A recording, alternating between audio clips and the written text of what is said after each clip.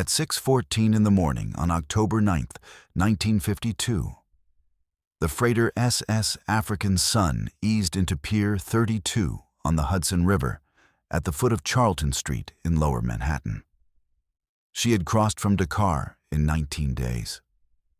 Her 5 cargo holds carried roughly 11,000 tons of freight: ground nuts, manganese ore, hardwood timber, and bagged coffee, packed in individual sacks, crates, and barrels, stacked in every configuration a ship's carpenter and a hold boss could devise over a working lifetime. The men were already on the pier when she tied up.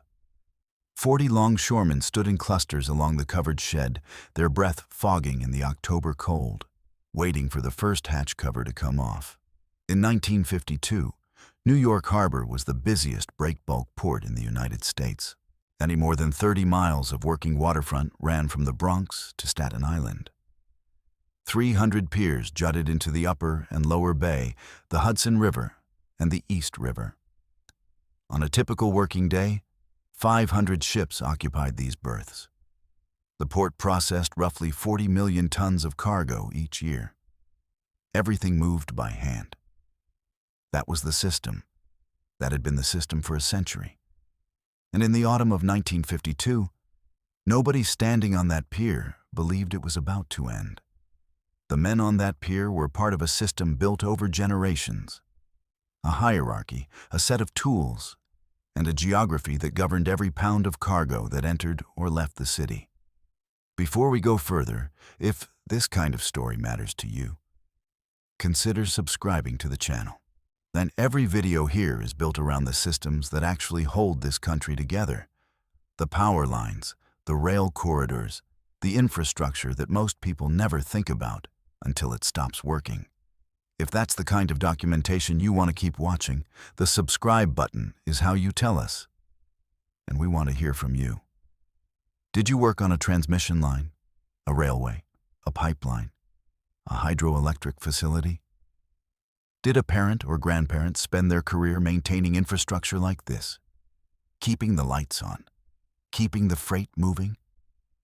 Leave it in the comments. These stories belong in this record. Now, back to the system. The piers of New York Harbor were not random structures. They had been built to a logic. Along the Hudson River's Manhattan shoreline, the finger piers ran roughly every 150 feet, a perpendicular to the shore. Between each pair of piers lay a slip, a narrow channel of water wide enough for a single vessel. The piers themselves were covered, their long sheds protecting cargo from weather, running 600 to 800 feet from the bulkhead to the open end above the water. The Chelsea piers, built between 1902 and 1910, stretched from West 17th to West 22nd Street. They handled the great passenger liners. The freight piers ran north and south of them. 40 active cargo piers on the Manhattan waterfront alone by 1940, and another 60 across the Upper Bay in Brooklyn. Each pier was assigned to a specific shipping line. United Fruit worked Pier 3 in Brooklyn. Grace Line worked Pier 57 on the Hudson. Moore McCormick occupied piers at the northern end of the Manhattan waterfront. The assignments were fixed. A ship arriving under a company's flag knew its berth. At the shore end of each pier shed stood the transit shed, a deep warehouse where cargo waited before moving inland by truck or rail. The New York Dock Railway threaded along the Brooklyn waterfront, linking pier to pier. On the Manhattan side, freight moved by truck into the city's street grid. The geography was dense. The system was designed to absorb extraordinary volume. And it did, right up until the moment it couldn't. Every general cargo ship that worked New York Harbor carried its own unloading machinery aboard. The system was called Burtoning, and it had been standard practice for decades. Each cargo hold was served by 2 booms, one fixed over the hatch, one swung out over the pier. Both booms ran lines to a single hook. 2 winch operators worked in coordination. for tensioning and slackening their lines to walk the hook horizontally between hold and pier. Cargo went down into the ship empty, came back up loaded. The longshoremen in the hold were called the gang. A standard gang numbered 20 to 22 men. Their job was to move cargo from where it was stowed to directly beneath the hatch opening so the hook could reach it. In a tween-deck ship, that meant manhandling each piece: a sack of coffee weighing 60 kilograms, a barrel of rubber, a wooden crate of machinery parts, sometimes across 20 feet of jammed hold space. On the pier, a second gang received the load. Checkers tallied every item against the cargo manifest. Truck drivers waited at the shed doors. A skilled gang could move roughly 1 ton of break-bulk freight per man-hour under good conditions. It sounded efficient, and it was not. A ship carrying 10,000 tons of mixed cargo, worked by 3 gangs simultaneously, might require 4 to 6 days at the pier before her holds were clear. 4 to 6 days. In port, not earning anything. The men who worked these piers did not have guaranteed employment. Every morning was an audition. Before the Waterfront Commission of New York Harbor was established in 1953, the shape-up was how work was assigned. A hiring boss stood on the pier at 6 in the morning. Men gathered around him in a semicircle. He pointed. You worked. He didn't point. You went home. The system invited corruption, and it produced it. Labor racketeering ran through the International Longshoremen's Association for decades. The Kefauver Committee documented it in 1952. The shape-up was abolished in 1955, replaced by hiring halls where men badged in by seniority. But the work itself never changed. A man loading general cargo carried between 30 and 80 kilograms per lift. He did it repeatedly, in the dark of a hold, in heat and cold, on wet decking, surrounded by shifting cargo that could crush or spear without warning. Dock work was one of the most injury-prone occupations in American industry. By 1950, 100,000 full-time longshoremen worked American ports. In New York alone, roughly 35,000 men made their living on the waterfront. They were Irish, Italian, Black, and Puerto Rican. Each ethnic group concentrated at particular piers, working under particular bosses. They were paid by the hour. The more cargo moved, the more hours the ship needed. And their livelihoods were woven into the inefficiency of the system they served. In 1954, a government-commissioned study followed a single ship from berth to destination and recorded everything. The vessel was the SS Warrior, working the Brooklyn docks. The study tracked one particular cargo run, freight originating at factories in New Jersey, bound for retailers in Bremerhaven, Germany. The researchers documented every hour, every transfer, every cost. The numbers were stark. The Warrior's cargo arrived at the Brooklyn Pier in 1,000 separate shipments. Some freight reached the dock a full month before the ship was ready to sail. Once loading began, longshoremen needed 6 days to work the holds. The ocean crossing took 10 days. Unloading at Bremerhaven required another 4 days.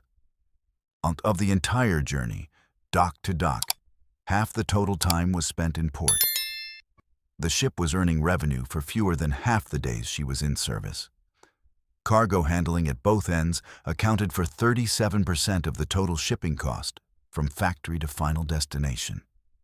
Not the ocean crossing, not fuel, not crew wages, the loading and unloading. The study's authors wrote that they saw no solution within the existing system. What was required, they said, was a fundamental rethinking of the entire process. Perhaps, they suggested, the remedy lay in discovering ways of packaging, moving, and stowing cargo in such a manner that break bulk is avoided. Those words were written in 1954. 2 years later, a converted tanker named Ideal X sailed from Port Newark with 58 aluminum boxes on her deck. And the rethinking began. On April 26, 1956, a converted World War II tanker named the Ideal X sailed from Port Newark, New Jersey, carrying 58 aluminum truck trailers stacked on her weather deck. She was owned by Malcolm McLean, a trucking entrepreneur from North Carolina, who had bought a steamship company to test a single idea: that a box, sealed at the factory, could ride a truck to the pier, lift directly onto a ship, cross the ocean, and drop onto another truck at the other end without ever being opened. The loading time for Ideal X's 58 boxes was less than 8 hours. A comparable break bulk cargo would have required 3 gangs working 5 days. New Jersey had already moved to receive this. In 1955, Governor Robert Maynor inaugurated Port Elizabeth, adjacent to Port Newark, the largest maritime infrastructure project in American history to that point. The new terminal was designed from the ground up for container ships. Piers ran parallel to the shore, not perpendicular. The marshalling yards were vast. The water was deep. New Jersey's share of New York Harbor cargo volume was 9% in 1956. By 1966, it was nearly 1/3. By 1970, almost 2/3. On the Manhattan piers, man days of work fell 90% in less than 2 decades. The Brooklyn Marine Terminal held on until 1983. By then, 35,000 longshoremen had become fewer than 10,000, working a port that moved more cargo than ever before, with a fraction of the hands. The system had not failed. It had been replaced. What happened to New York Harbor between 1956 and 1980 was not a crisis, and there was no single moment of failure, no cascade event, no alarm to respond to. It was a system meeting a better system. The piers along the Hudson fell quiet one by one. The transit sheds emptied. The shape-up halls closed. The gangs that had worked the holds of the African Sun and the Warrior and 1,000 ships like them dispersed. Some to the New Jersey terminals, most out of the industry entirely. By 1971, every major shipping company had relocated its operations to Port Newark-Elizabeth. By 1983, the last cargo had moved through the Brooklyn Marine Terminal. The piers along the Manhattan waterfront were eventually demolished or converted. The Chelsea Piers became a sports and entertainment complex. Pier 17 became a shopping mall. What remained was the scale of what had existed: 35,000 men, 300 piers, 40 million tons a year, moved by hand, piece by piece, in every weather, around the clock. It had been an extraordinary machine, built not of steel and concrete, but of organized human effort, accumulated knowledge, and a set of tools that had not fundamentally changed since the age of sail. Containerization did not destroy it. It made it obsolete. Those are different things. If this story gave you a clearer picture of what holds these systems together and what it takes when they come under pressure, subscribe to the channel. There are more corridors, more grids, more operations, and more decisions still to document. And if you have a connection to this kind of work, a relative who spent decades in a control room, a parent who worked a rail yard or a generating station, someone who was there when a system like this was tested, tell us in the comments. What did they operate? Where did they work? What do you remember them saying about the job? The most complete record of how these systems were built and run isn't in any report. It's in the people who were actually there.